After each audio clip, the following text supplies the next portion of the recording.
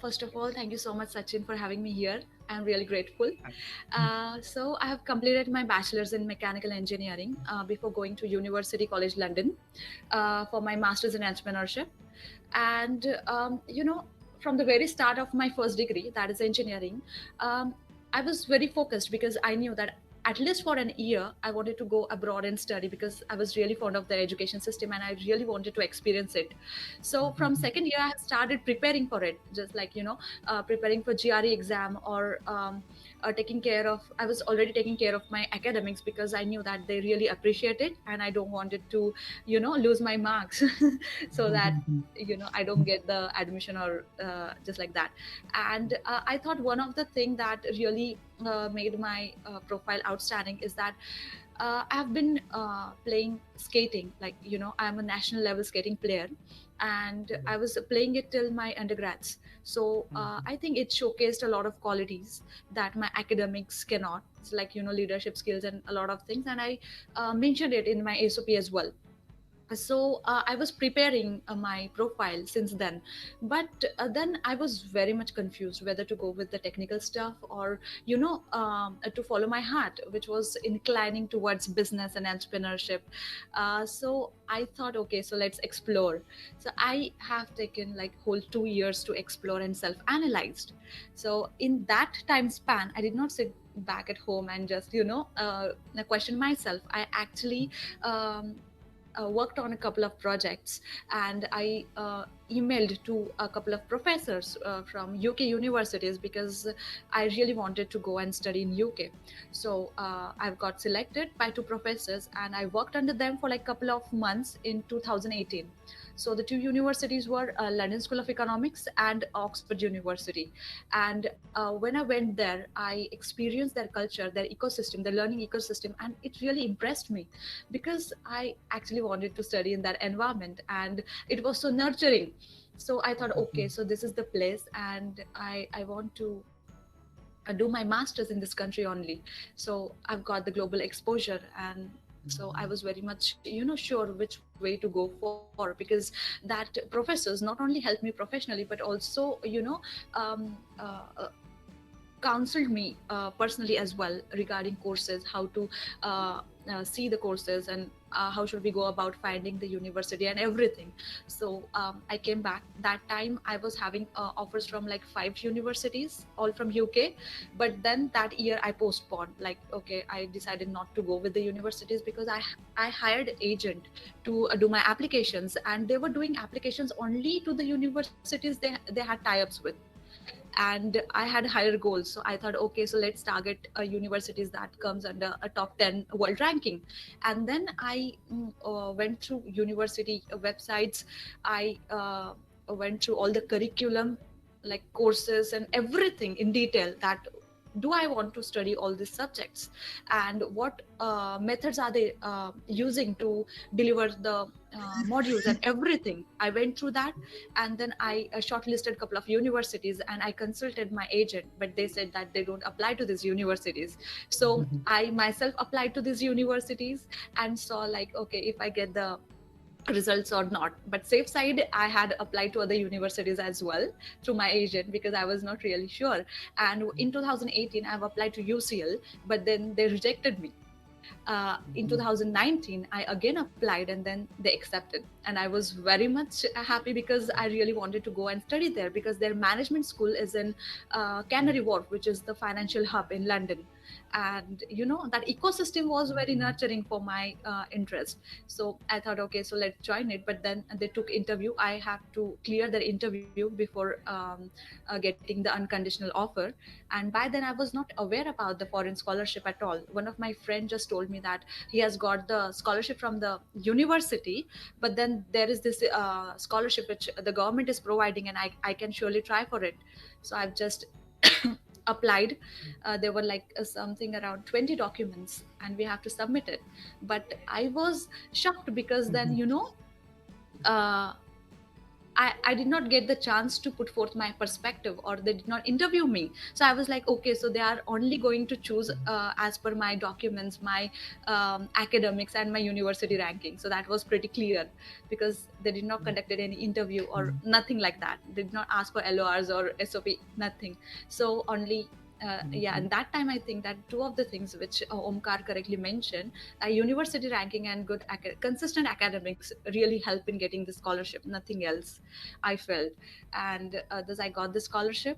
But then I thought that while I was applying to UCL, the thing which helped me a lot is that I did not see any sample LOR or any sample SOP while I was applying for the, while I was preparing my documents, because I thought then that those imprints will reflect in my writing somehow.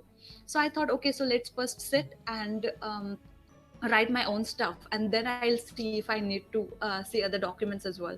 So I have self-reflected a lot of things, I've self-analyzed, and then I made my documents. It took me around a month or so to finalize my document. And then I had a lot of things to correct it from, but my rough sketch was ready by then.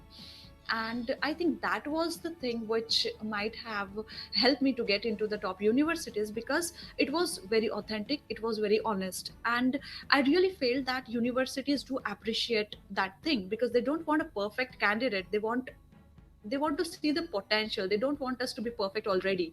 They just want to see that if we have that potential, if we can just be there and understand what they are saying. So I think that were the things. But then they took my interview for like good 45 minutes, and after that, within a week, I got the offer later. And I think a lot of people do prefer, like I've seen a lot of people trying to just mix a lot of SOPs and then forming one of their own. But later on, I discovered that they have it innate, that they have all the SOPs from all the universities worldwide, and they'll catch you within seconds if you do so. Yeah. So never do that. Be authentic, be honest, and just whatever you are doing, or whatever profile you are building, just draw correct conclusions from them and reflect it in your writing, and they understand it and they appreciate it, I think. Yeah. And in 2019, like 2018, in 2018 I had an agent. So I was doing everything as he said to me, but I did not think much of it, because I was not very sure, like, will I get the university or not. I applied for 5 universities, and I've got selected for all the 5. So I thought, okay, so I can do much better. And in 2019, I've seen all the courses. I've told you, because in Manchester University there was one course like innovation management and entrepreneurship, but the modules were quite different than what I wanted to study. But in UCL, the course was Masters in Entrepreneurship, and they had all the modules that I wanted to study. So I'd say that don't just only see the name of the course, but do go through their curriculum, because it tells you which modules you will learn, and what exactly you will be learning, what will be the medium of delivery, and everything. You get to learn a lot of things, and not only the course. So and as Omkar said, that they are very specific about their courses. Like, not only masters in management, but they have masters in entrepreneurship. They have masters in social innovation and management, social innovation and entrepreneurship. So you have to actually go through the courses to see, and the modules and everything, and then you can decide whether you have to go with that course, or you have to change it, I think. So it was really helpful for me. And I've actually done all my research on using a pen and paper. I've maintained one diary for all the universities I was looking for. So it helped me a lot. And I think one should, even if you hire agent or don't hire one, you should actually do the research, because agent only knows whatever you say, but you actually know what you aspire to do after that, because they don't have that technical knowledge about the course you will be going in. So they won't see the modules and curriculum for you. You have to see it on your own, and I think you should do that. So that was all I wanted to say. Yes, Yeah. yes, great. So, Gunjan, like before coming to questions, I would like to understand more about your like current experience. Like, how's your experience right now over there? Like, are you enjoying the way the and a few other things. Are you like okay with the culture over there? So I just want to understand that perspective. Actually, in 2018, when I was in London and Oxford, the weather was quite pleasant for me because it was summer. Yeah. But when I went to London in September, actually, I'm very sensitive to cold. And Yes. London is a windy city, so it was quite, it took me some time to get adjust with it. But then Mhm. my professors from Oxford and LSE were there for me, and they actually helped me a lot to get settled there. So yeah, it was quite easier comparatively later on. Mhm. Yeah. Yes. Yeah. Yeah. And then culture wise, is it good? Yeah, it was great because in my class we had 35 nationalities. So it Oh. was the most diverse class of masters in entrepreneurship till date, and I Oh, had oh, enjoyed my time. And great. the professors were really good. I mean, they were very supportive, not only professionally but personally too. If you have any problem going on in your life, you can actually go and share with them, and they are pretty Mhm. cool.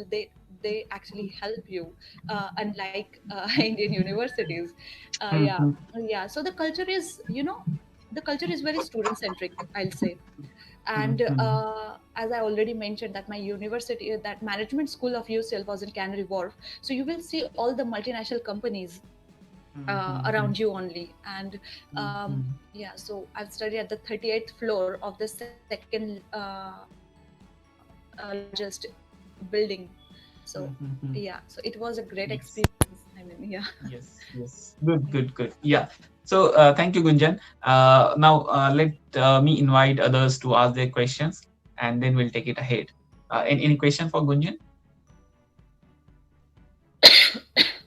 Sorry.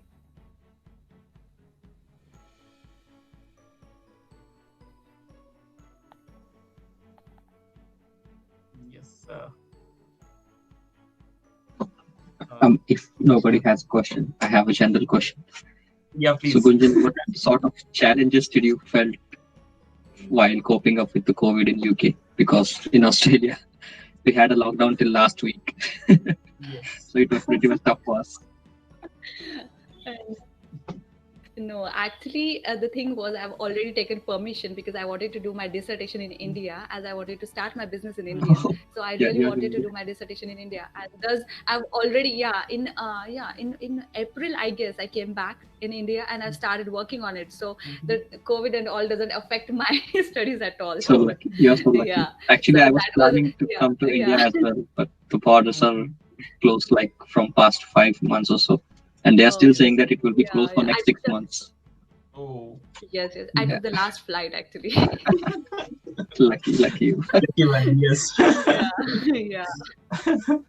Yes. Yes. Any other question?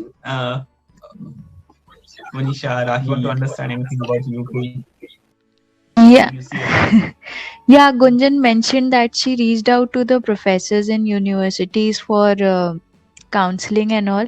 So I was wondering, isn't it taken as, well, how is it perceived if you are without getting any admission, if you're just reaching out to them um, Uh, no, I actually for the. worked under them. Yeah, that's what I Yeah. said. That I went to UK in 2018. I worked under them for a couple of months, and then we have developed that rapport. That my professor was doing a PhD in Oxford University in Business and Law, and she really liked me, and thus she was very connected with me, and thus. On a coffee or something, we had discussed all these things, and she guided me. Yeah. Mhm. So it was that kind of thing. She has not counseled me, like she has not charged or properly counseled me that way, but surely her Mhm. tips were very important and crucial, and it helped me a lot. Yes, and I Okay. would like to add my experience as well. Like for me, I guess that was essential that I had to contact all the supervisors, and then while doing that, like I consider that they are always very supportive. They are like very always very like they respond immediately, and then Yeah. like very upfront as well. If they figure Yes. out that you are not a good match, they will tell you upfront. So Yes. I Yes. remember my experience with one of the professor from Stanford. So like he was having a very good match with me specifically, because like in exact specific domain he was working for almost 25-30 years, and he was a veteran in that particular domain.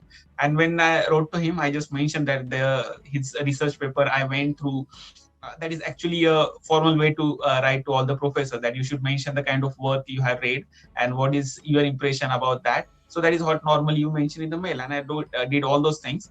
And he was happy to read my mail, and then he specifically just replied by saying that he cannot work with me because the age group I focused on and the age group he worked in doesn't match. So Yeah, that was the only reason that he rejected that. So what I'm trying to say here, like the communication, they take it very positively, but they will be very upfront, and then they will respond immediately if they cannot work with us.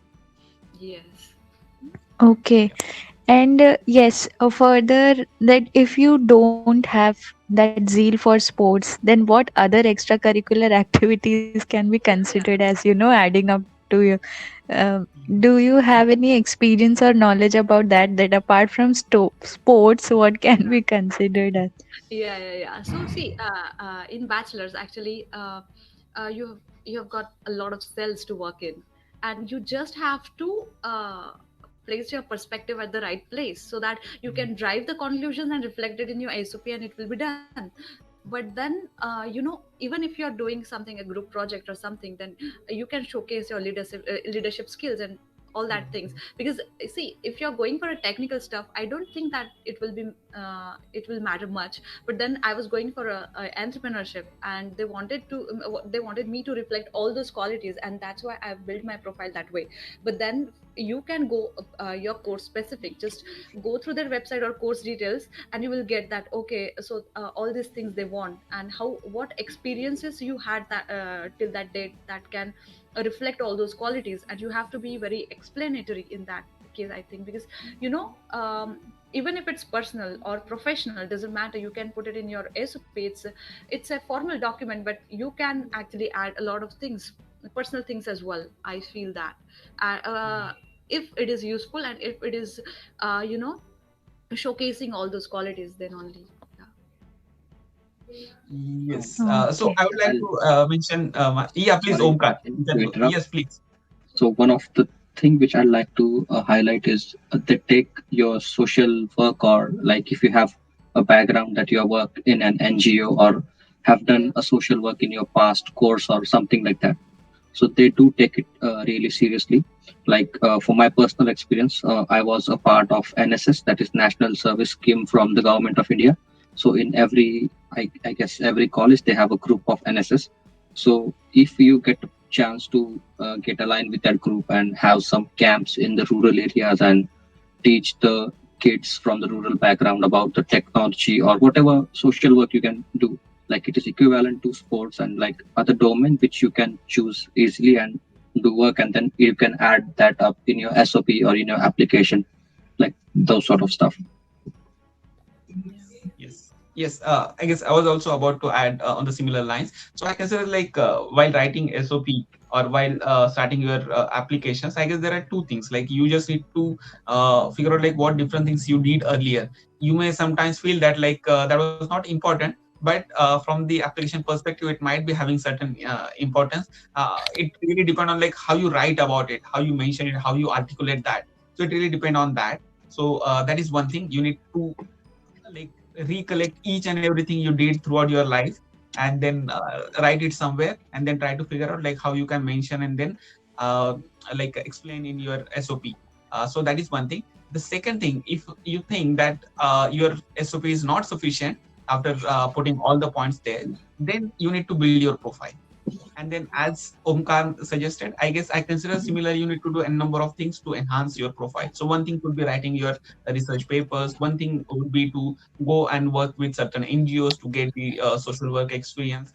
You can go like Gunjan did. He like went ahead and then contacted certain professors and then worked with them. So you basically need to build your profile further, and then it may take you a couple of years.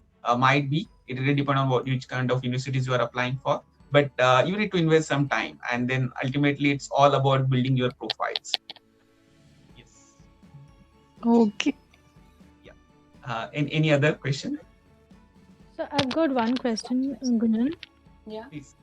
Uh, Actually, two parts of it. So one is like, were there any gaps while you were like discerning about which college to apply? So if there were any gaps, how did you do the gap management? And second is, when you voluntarily went for the professors, like when you approached them, like did you go through some exchange program, or what? Like under what flagship did you go? Yes. So for the first one, actually, I worked with one of the manufacturing firms, but then I worked as a manager at a managerial position because they were offering me a technical job, but then I don't wanted to build my profile in a technical field. So I went ahead and asked them if I can do an internship, like unpaid internship, and I did it for the 3 months, and then they liked it and they offered me a middle level manager job, and I did it for like 2 years. And uh, you know um, for the second question, I'd say that I have just emailed them. I have gone to their website. I have seen who are the PhD professors who is working under whom, and if they meet my interest and everything. And I was really, really interested in social innovation and entrepreneurship. So I had some ideas in my mind, and but working on that and writing a research proposal kind of thing, I've actually emailed them my proposals to a couple of universities, and then I've got reply from Oxford University and London School of Economics. So I went and explored the thing. Yeah. So it was not under any flagship. It was directly done. I have. You can actually take their email IDs from the website, and you can directly email them. And if they are interested, they do reply you. So that was the thing. All right, thank you so much. Sorry. Any other question?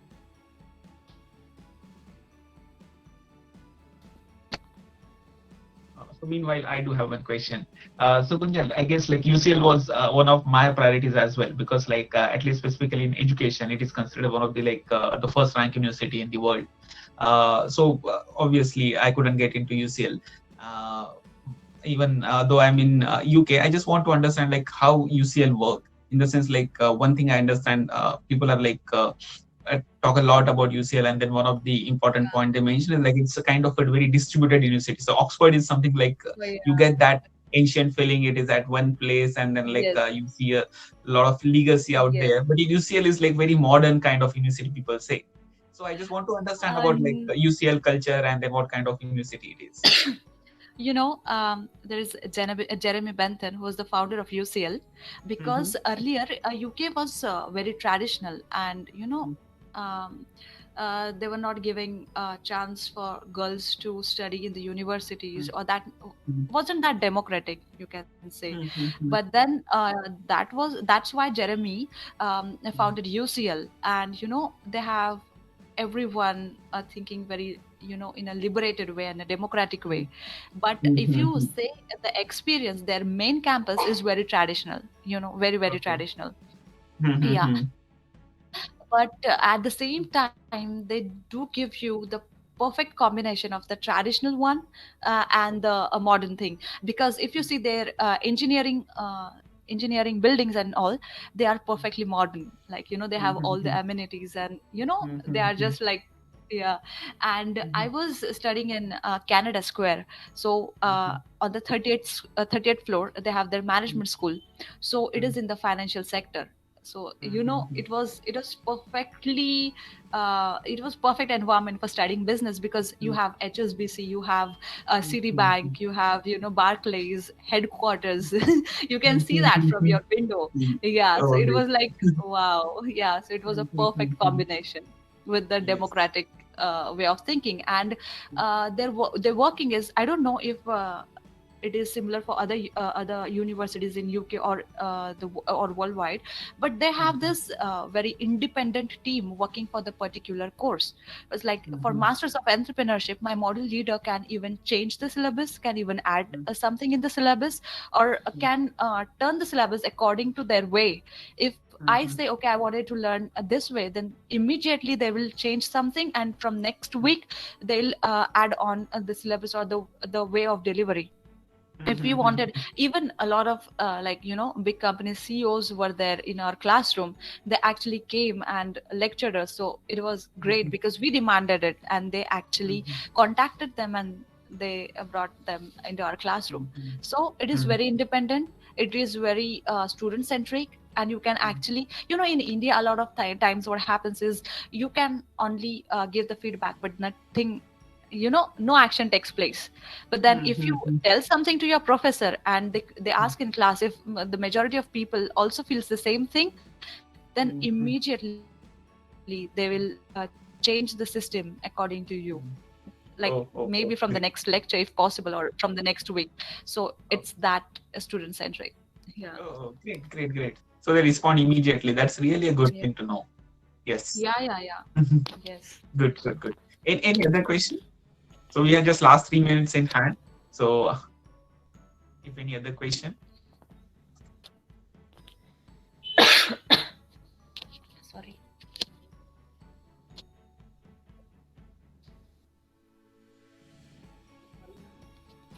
Yes. So one individual who couldn't join, and when I was having discussion with him, he had asked one specific question for you. So about UK admission in general. So he was just willing to understand, is it easier to get admission in UK, because normal people compare US, Canada, Australia, and UK, sometimes New Zealand as well. So during this comparison, people consider UK is easier to get admission to. I'm not sure. Even though I'm also studying in UK, and I don't think it's the case. But he just thought to ask that particular question. So what is your experience like? Was it easy? Was it difficult?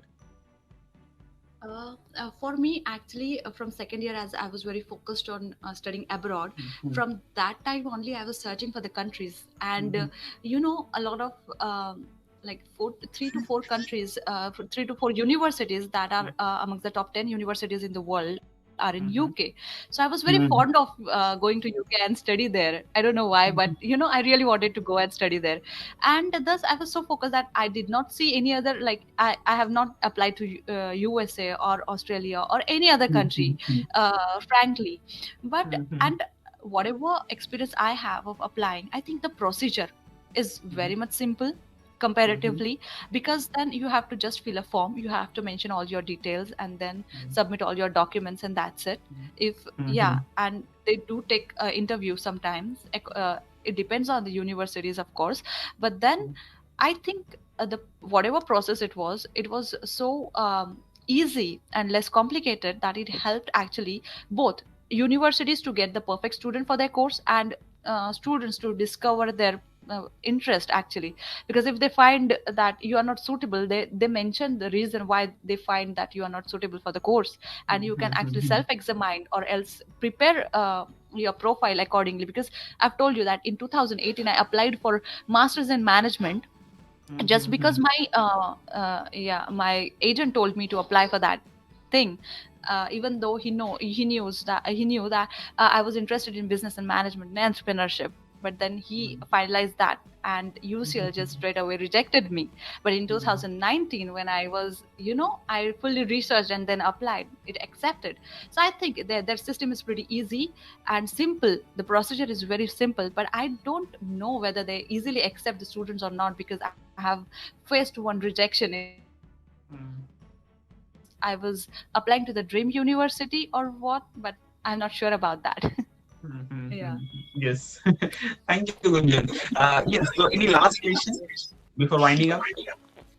Yeah, I have a question for three of you. Yeah. I was wondering that apart from the technical knowledge of the course, which you can have through the online course or through books, maybe, how studying in a foreign university has enriched you in terms of at individual level or in personal life. Yeah, what value it has added into your lives. Yes. Great, great. A really good question. Please, Gunjan and Omkar can go ahead first. Then I'll add. Yeah. Okay. Okay, so I would say that, um, I'm actually counseling for my brother, and he was also asking me the same thing yesterday. That okay, I don't want to go to Spain and study digital marketing because he's interested in digital marketing, but I'll do it online, and then I'll spend that money in my business. So I was like, okay, you can do it from in a one room, but then you won't get that global exposure which I got there. You know, your mind opens up. You get to meet people. You exchange energies, you exchange perspectives, and as I've already told that, our class was representing 35 nationalities. I mean, you know 35 nationalities, 60 people, 60 business ideas, and they were working on it. And it was like, different ways, different incubators, different accelerators to pursue your idea, and the teams were dedicated to help you out. And it was like, you know world apart experience. And I wouldn't have got that online, because they do mention something 8 to 9 books that we were supposed to read before going there. I opened the book and I was so bored, and I was like, okay, I don't want to read the book. I'll manage when I go there. And when I went there, it was all so easy. I mean, because their approach is so different. They cannot deliver it online, because we had a lot of activities which we did in groups. We had outings with our professors, and that exchange of energies was, fabulous. I even worked for Smile there. I raised for some funds for them, the Smile NGO. And it was like, you get to learn a lot. And for my projects, we, we we were supposed to go on the roads of London, on Oxford Street, which is the you know the most populated streets in London. And you have to go and randomly ask people that if they would they prefer this or that for our project and for our analysis. And it was like, okay, people are so affronted. They say straight no, or then they say straight yes, or you have to convince them. You actually learn a lot of skills, you polish a lot of skills, and you nurture that way, I think. Yeah. Great. Yeah, Omkar. Yeah, actually, Gunjan has answered the question pretty well. So I'll just add some points. So one of the thing which I personally experience is the diversity. We get to interact with people from a lot of nationalities. Like the way they study, like in India, we have a traditional way of studying is studying from the books and everything. But when you come to an foreign country, so you'll get a chance to interact them and get discussed like how they study or how they apply their logic.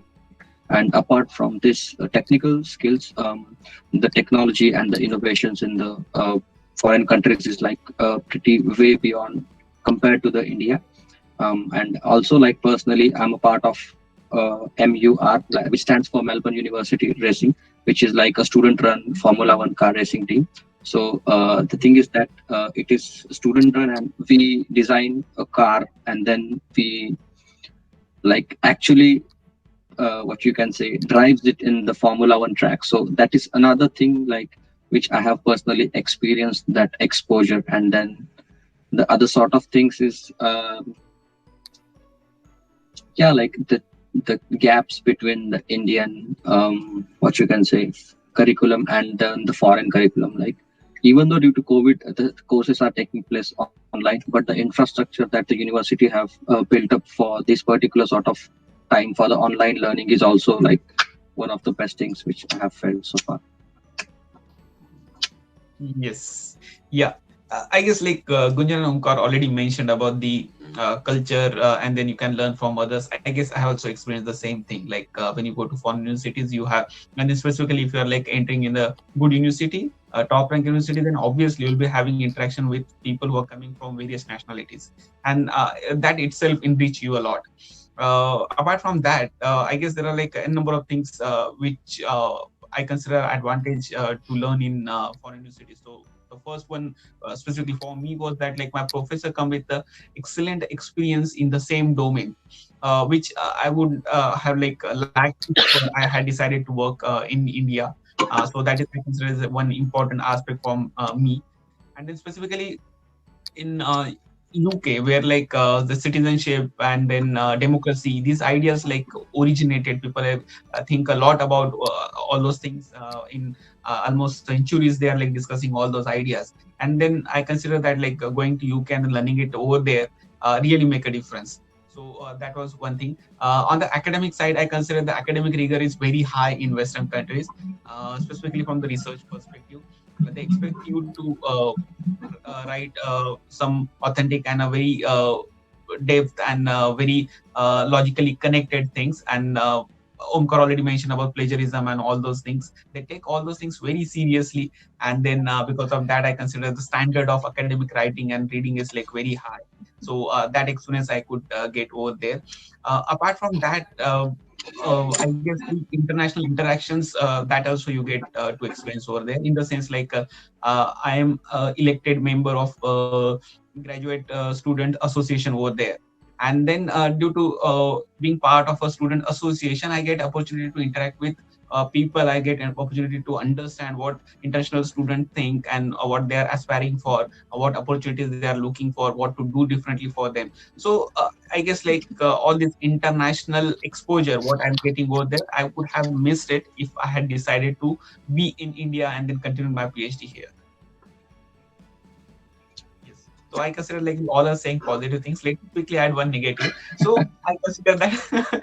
So the only flip side or only the negative side would be about the you miss the one-on-one experience, in the sense if you are in India and then if you want to interact in the neighborhood, it will be very easy. You can just like open your door and then just knock the next door and then go and talk to them. I guess in UK it's like hardly possible. I was there for 6 months and then I was not knowing like who stays next door. Obviously, if you meet somebody in on the roads and then if you smile and then you talk to them, they will be very open. They will be able to share, and then they will try to understand what background you come with. But like it is considered impolite to go to somebody's place and then knock the door and then disturb them. So these are a few flip True. sides, but slowly you get adjusted to that. Yeah. Yes. Hope Onisha, we could answer your question. And also, London is actually a bit costlier comparatively. Yeah. Yeah, it Melbourne is. too. It is. Yeah, yeah, yeah. It is very costly. Yes. Yes. So I guess like we have a lot of things to share, but like it's we already crossed our time. It's almost 5:10 here. So I'll just take a pause now. We'll stop, and then if you have any questions, please post it to me, and then I will divert it to Gunjan and Omkar. I'm very sure they'll be eager to answer your questions. Sure, Yeah. sure. So towards the end, thank you, Omkar. Thank you, Gunjan. It's really great to have you for this particular talk. And then specifically, I guess like we are interacting for so many days, and it's first time I guess we could see each other face to face. So in that sense, also it was like really nice. Yeah. I'm feeling happy. Yeah. So we'll be in touch. Okay. And then thank you. I'll just for the queries if anybody have. Yes. Yeah. Thank you. Thank you, Thank Sachin, for you. having us here. Thank you. Thank you. Bye bye. Bye everybody. Take care. Yes. Thank you, three of you, for answering our questions. Yeah. You're welcome, Nisha. Manish. Hopefully the You're session was welcome. helpful for everyone. Yeah, if I have any question, I'll definitely get back to Sachin. Sure. He has our contact details and he Yeah. can ask us or you can ask us as well. Perfect. No Yes. worries. Okay. Bye bye. Take care. Bye bye. Yeah. Bye. See ya.